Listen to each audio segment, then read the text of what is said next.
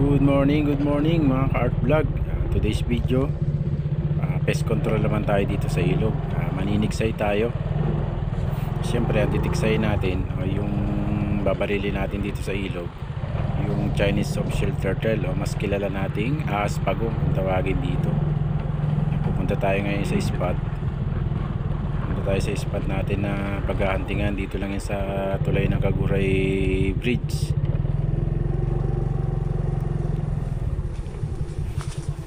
Parking lang tayo dito sa may tabi ng puno at yan tayo sa bandang baba, yan tayo pupunta.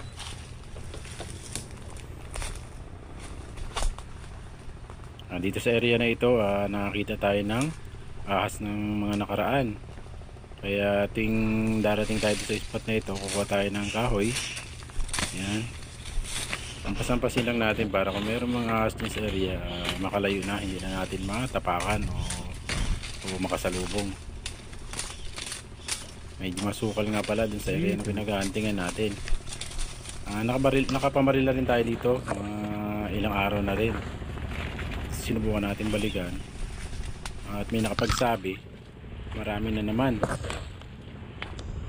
Ayan, pasensya na po sa boses natin at kagagaling natin sa ubot sipon, kaya medyo sumasala pa. Ayan, yan nga po pala ang gamit nating airgun.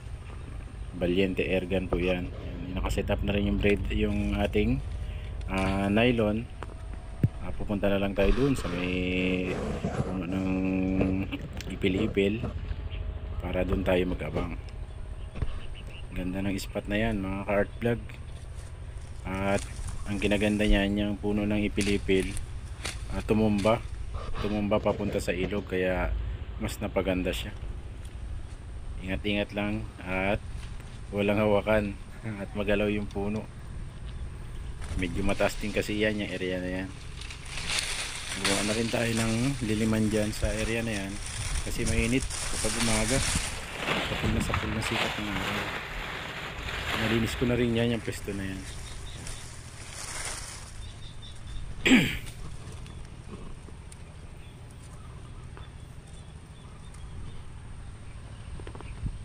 Ganda talaga ng spot. Tapos pagdating natin dyan, may lumipad na ibon. Ayan. Pagtingin natin, may itlog na dalawa. Kung hindi ako nagkakamali, ang ibon itlog na yan ay spotted dove o yung lado kung tawagin namin. Ayan, medyo kumukulot-kulot na yung tubig dyan.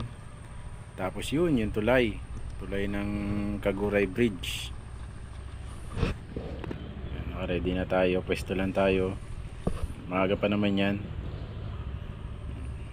Yan gamit natin, yung lumang Valiente airgun, naka red dot na rin.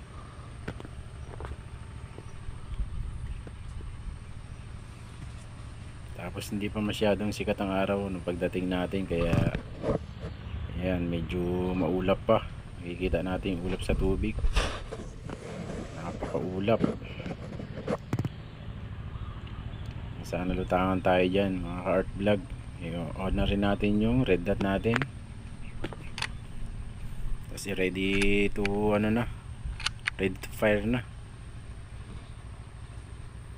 Kailangan na lang may magpakita. Yun, may tinutukan tayo, bigla naman lumubog bandang gitna dun sa may makulot na tubig.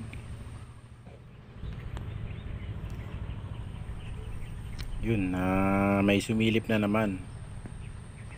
Napakalayo nga lang, nasa malapit na dun sa pangpang. Hindi natin naputukan gawa ng mahangin sa parte na yun, kaya nag-abang ulit tayo. Medyo may kalayuan rin kasi yung spot mga ka-art vlog, at yung karete natin na yun may nagpakita na naman. Yung karete kasi natin nasa 50 meters yan, pag binutukan natin yung kabilang pangpang, halos maubos yung natin. Dito na yung first shot natin mga ka-art vlog. Yun, kung makapansin nyo, bumaliktad yung tinira natin. Ay medyo malayo din, mga nasa 20 meters lang mula sa pinanggalingan natin.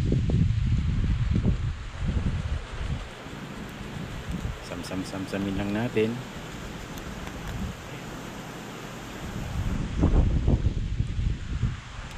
Ayun na nga. Hindi sumabit, pero nakita natin bumaliktad. Pero nung samsamin na natin, eh nawala na.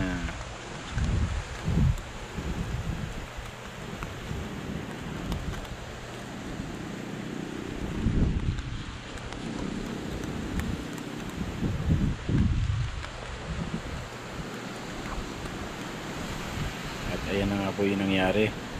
Medyo na-bend yung bala natin, kaya pala siya bumaliktad, eh nadaplisan siya sa likod.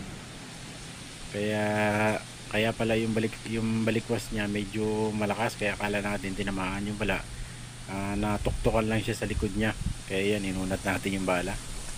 Tapos ready to ano na naman, saksak na naman natin, baka meron na namang lumutang. Indonesian style nga pala yung bala natin dyan. Yan, nasa gitna ang talian, kaya pag tinamaan ng target walang hugot. Tapos nagpalit na tayo ng braided kanina. Ang gamit natin nylon, eh may nagpakitang dalag, eh yan, pinalitan na natin ng braided line para kung sakaling lumutang yung malaking dalag, wala tayong pangamba na malalagutan tayo. Ready na naman. Sakto pagpwesto natin may lumutang, mga cart vlog. Ayun, tinamaan natin. Bali lumutang lang sa harapan natin, mga 5 to 8 meters lang ang layo mula dyan sa pwesto natin, sa ibabang parte lang. Yan, grabe, kalakas sumatak niya, mga cart vlog. At medyo malaki-laki din yung sumilip. Galing ng timing niya. Saktong yuko natin na lumutang siya, kaya ayun, nadali natin, nasilip natin ng maayos. Ayun na siya.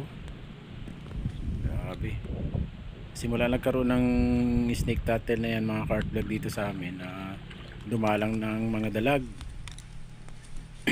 Kung dati mga dalag yung nakikita mo na lumulutang, ngayon napakadami ng pagong sa ilog namin. Kaya ayan, kailangan natin silang bawasan, i-pest control natin sila. Medyo malaki-laki na, mga cart vlog. Yun, maganda-ganda ang tama. Grabe, napakatapang yan. Ingat-ingat lang tayo, mga cart vlog, kung huli tayo nito. At siguradong napakasakit ng makakagat. Tapos pag nagkamali, mapuputol pa ang daliri nyo. Kaya ingat-ingat lang. Yan ang pinakamahinang parte niya. Hindi niya maabot ng kagat yung likurang bahagi niya na yan. Pag dyan nyo hawak yan, hindi yan siya makakagat. Siyempre, yung lagayin natin nasa pangpang. Kaya yun, bababa tayo sa puno. Lalagyan natin dun sa lagayin natin.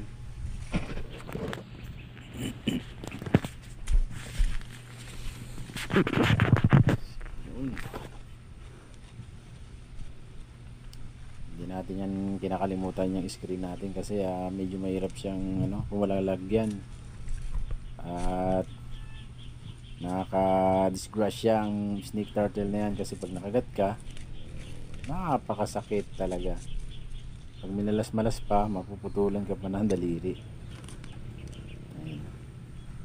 Nalagay na natin sa lalagyan. Pag nakatama nga pala tayo ng snake turtle, mga cart vlog, pinuputol na natin yung braided line nya.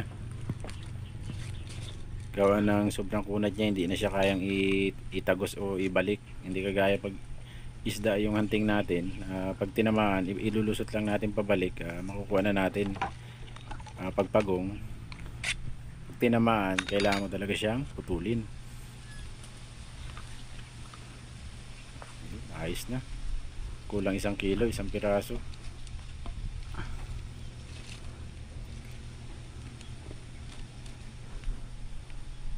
Kakabit lang ulit natin yung bala natin, tapos ready, antay na naman tayo.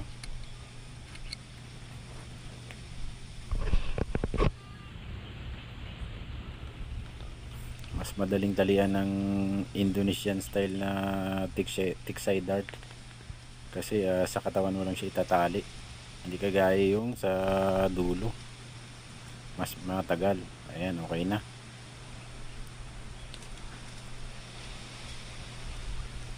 Balik na tayo dun sa tambangan natin, at nakaisa na rin naman. Medyo malaki-laki na rin to. Okay, abang-abang na naman tayo. Nakakit na naman tayo. At ayun, saktong-sakto. Medyo ginugutom na tayo. Ay dumating si yung tatay ko. O si Papa. May dala-dalang meriendang kamote. Napakasarap. Crunchy. May dala-dala siyang kamote Q. Saktong-sakto, pamatid ng gutom.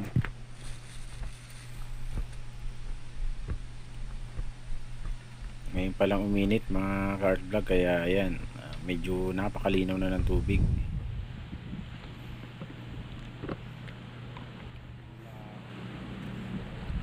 Start na naman tayo magtambang mga ka-art vlog. Medyo naghahangin na dyan. Ayan, may lumutang. Dex. Pagkatama niya, itinakbo niya agad dun sa kalaliman.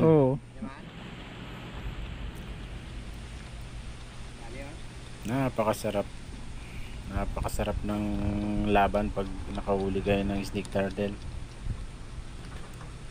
Matindi siya kumapit sa bato, kaya kung hindi matibay yung tali nyo, may posibilidad na malagot yung tali. Kaya dapat matibay, lalo pag malalaki na yung mangilo na. Samsamin lang natin.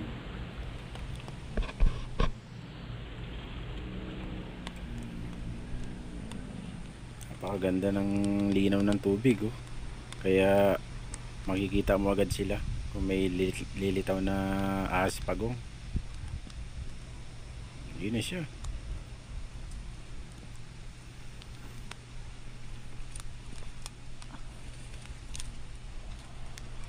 Yan ang lamang ng ng braided line mga ka-art vlog. Medyo malakas-lakas sa malakas-lakas ahon na, ipang ahon at matibay, hindi kagaya pag nylon lang.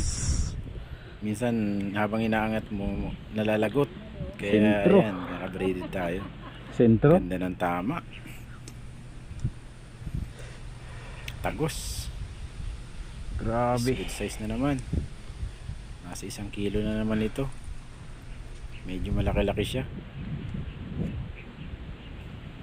Kailangan na naman natin pumunta sa pangpang para tanggalin. Medyo mahirap kasi tanggalin yung ahas pagong pag nandiyan ka sa itaas ng puno. Kailangan may patungan ka o kaya may kasama ka para may tag-alalay. Kasi konting pagkakamali mo lang, mangangagat siya. Ayan, sakto, andyan yung papa ko sa pangpang. Ayan, naka-ready na siya.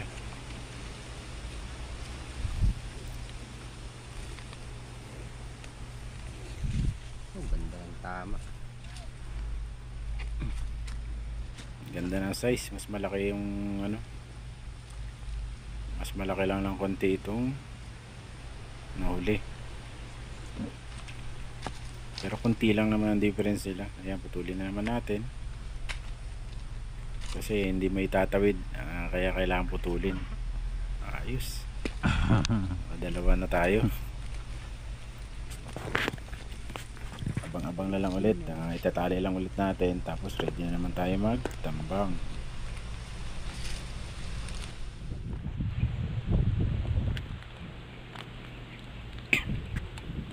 Ayun nga pala mga ka-art vlog, dahil sa sobrang bilis ng pagong, ayan, meron tayong pinutukan, din natin nakuna ng video. Samsamin na lang natin kasi para siyang hito.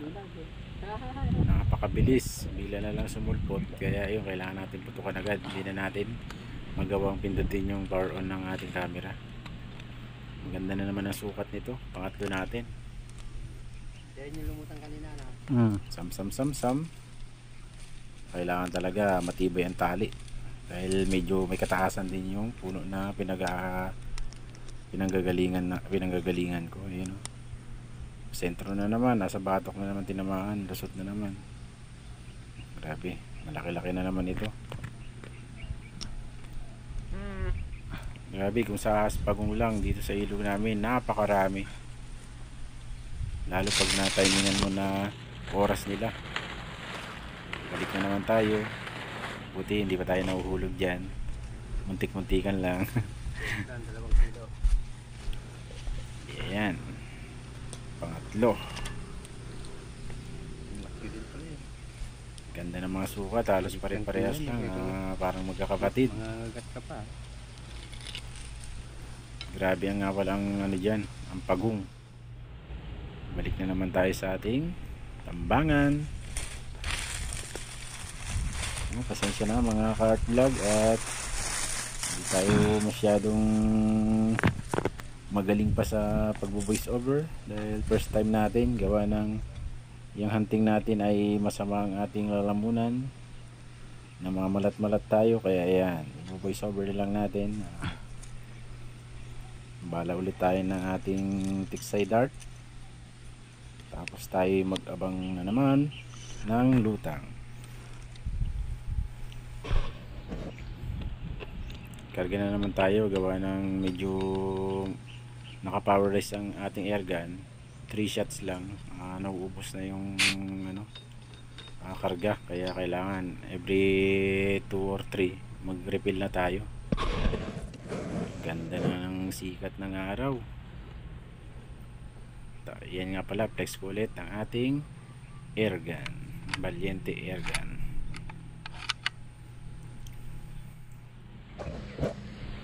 Yun, may pinutukan na naman tayo mga ka-art vlog.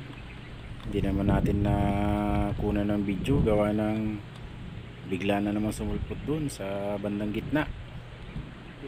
Grabe, wala talagang problema magpatama ng pagong basta hindi malakas ang hangin. Kalaban din natin yung hangin na yan. Pag malakas ang hangin, iba-ibang direksyon ng bala natin. Man yan, Gawa ng mabigat yung tali natin gamit. sa kunat Rated niyan, na wag lang sa paa. 0.32.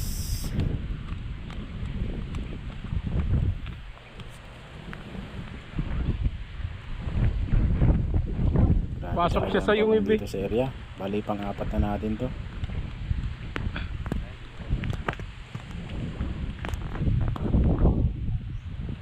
Ay!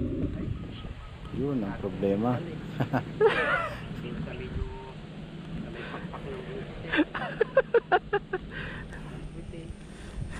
Daplis lang. Bali napigtas yung Sabi ng sentro. palikpik niya. Doon na pala sa palikpik na hagip, kaya ayun, awanin. Pumutok na naman tayo mga ka-art vlog. Gaya ng una, hindi na naman natin nakuna ng video, pero tinamaan natin. Samsam na naman. Medyo nakakangalay nga lang sa kilikili mga ka-art vlog, gawa ng hindi pa ano, kulang sa practice magsamsam. Bali pang ano na sana natin to, pang panlima kung hindi napigtas yung pang-apat natin. Medyo maganda-ganda ang tama nito mga ka-art vlog. Ay nakawala kanina, grabe, sa palikpik lang mismo siya tinamaan, kaya nung iyaw natin napigtas. Oh, medyo malaki-laki to. Grabe, hindi sila naglalayo ng mga sukat. Ano ba? Isang pisa. Oh.